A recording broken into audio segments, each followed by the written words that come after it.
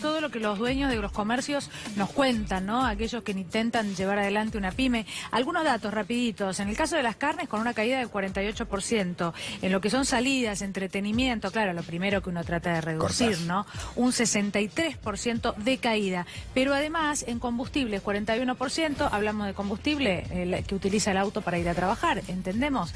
Frutas y verduras, caída de 14%. Pero Hernán Lecher del CEPA está aquí con nosotros para, bueno, ayudarnos un poco más con este informe reciente que acaban de realizar. Bienvenido, Hernán. Gracias. ¿Qué tal? Bueno, recién vos mencionabas muy bien los datos estadísticos de quienes dijeron haber reducido efectivamente su consumo. Y cuando uno lo ve entre los mayores recortes y va analizando, dice, bueno, claro, naturalmente tengo menos plata, ¿qué hago? Y no voy al cine, no voy a comer. Recreación fue donde más gente dijo, yo recorté 63%. Y después viene lo que tiene que ver con la comida.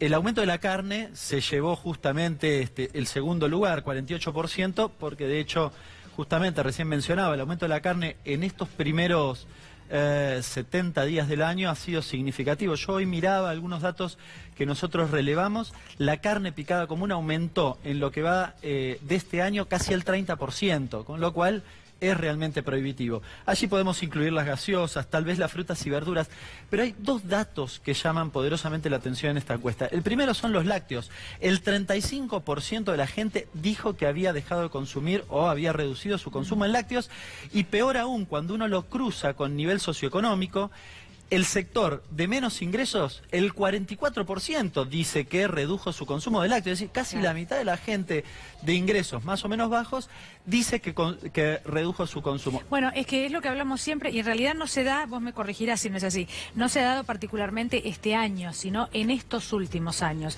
¿Y qué es lo que sucede? Que el que tiene un poco más de recursos sigue comiendo saludable, no deja de comprar leche, deja de irse de vacaciones, pero el que no, el que tiene... Bueno, los sectores socioeconómicos de bajos recursos dejan de consumir, sí, leche, frutas y verduras, porque aumenta el consumo de harinas, por ejemplo. Efectivamente, y el otro dato, de hecho, justamente, harinas, fideos, es uno de los que menos redujo su consumo porque está compensando en términos alimentarios el resto de la caída de los consumos. Y el otro dato, te decía, muy ilustrativo, fuerte, es la caída en el consumo de medicamentos, 23% en promedio, en el caso de los sectores de menos ingresos, arriba del 30%. Yo hacía un poco esta hilación porque, claro, aquel que redujo su consumo en medicamentos, primero dejó de salir, después redujo en comida, en carnes, en gaseosa, en lácteos, y finalmente lo hace en medicamentos. Es decir, hay una acumulación de recortes que es realmente preocupante. Vos no dejás de comprar un medicamento que tenés que consumir porque tenés alguna enfermedad de algún tipo, si efectivamente no podés hacer otra cosa. O sea, terminás de recortar allí porque ya no te queda un mango en el resto de los rubros, ¿no? Esto es un dato muy característico de esta encuesta de consumo que sacamos y que va de lo que tiene que ver en el consumo de enero y febrero, ¿no? Lo que es preocupante es el consumo de leche, porque generalmente sea que los sectores más vulnerables cuanto más chicos tienen. Y ahí te pone de manifiesto que se ha dejado de consumir algo que es básico. Sí, efectivamente. La mayoría de estos consumos tienen que ver con la canasta básica, pero particularmente el sector lácteo o el consumo lácteo es central, sobre todo para los chicos más chiquitos, con lo cual es doblemente complicado. Recién hablaba de los medicamentos, bueno, también es problemático para los adultos mayores. Fíjate, los segmentos más vulnerables tienen esta característica, esta particularidad en la caída del consumo. Los adultos mayores con el tema medicamentos, los más chiquitos con el tema lácteo. Y con la tasa de referencia que ya está en cuanto 59, para mí esto es un Hoy tema cerró clave. en 58, llegó el viernes pasado. Yo te traje el cuadro, recién te lo mostraba porque esto ilustra muy bien qué pasó en los últimos tiempos en la Argentina. Fíjate, 59,6, este es el dato del viernes. Hoy cerró y hubo licitaciones al 58, pero casi lo mismo.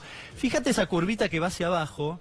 Claro, llegó a aproximadamente el 43%. El gobierno dijo, bueno, ahora reactivamos con esto, ¿no? Ahora la cuestión industrial la resolvemos con esta cuestión.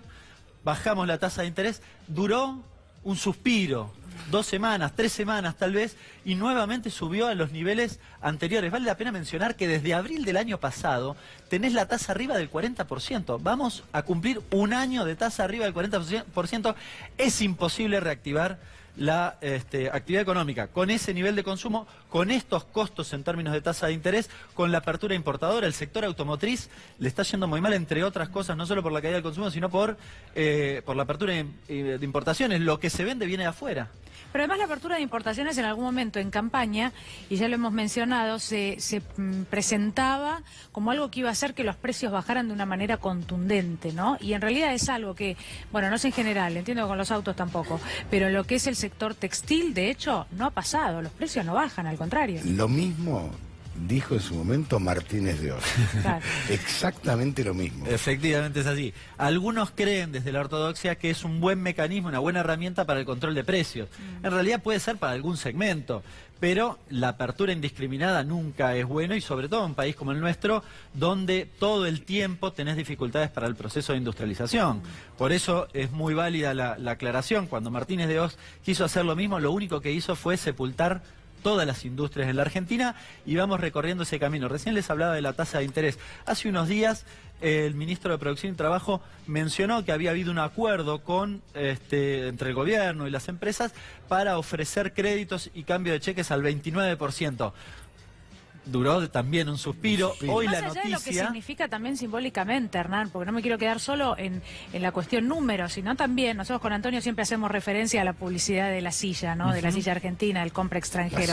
Pero más allá de lo económico, también lo que significa, ¿no? Valorizar de cierta manera todo lo que viene de afuera, no fortalecer lo que es interno, lo que es el mercado interno. Realmente también hay un componente que te saca un poco de los números, te llevó casi a lo sentimental, pero que también es muy importante. Bueno, pero tiene que ver con el modelo económico, ¿no? Digo, claramente, es un modelo que pondera lo extranjero, que cree que lo extranjero es de calidad, y que además de no trabajar justamente el proceso de industrialización, además hace esto que es más complicado. Es más, esa apertura, cuando uno lo ve en el sector automotriz, pasa una cosa muy sintomática. Hoy ha caído la producción y en parte han caído las ventas. Ahora, se sostiene el nivel de lo importado. ¿Esto qué significa? Que mañana...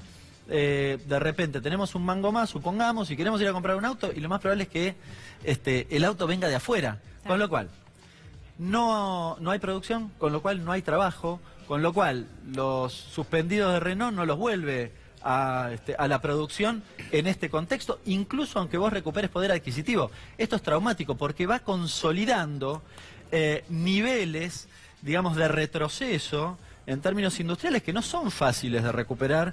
Nos ha costado mucho en la historia argentina y no son fáciles de desandar. Cuando vos una empresa bajó la persiana, no es fácil volver a convencer a ese empresario que vuelva a poner plata para invertir cuando vos le generaste condiciones para que le vaya mal, ¿no? Hernán, gracias. Un placer.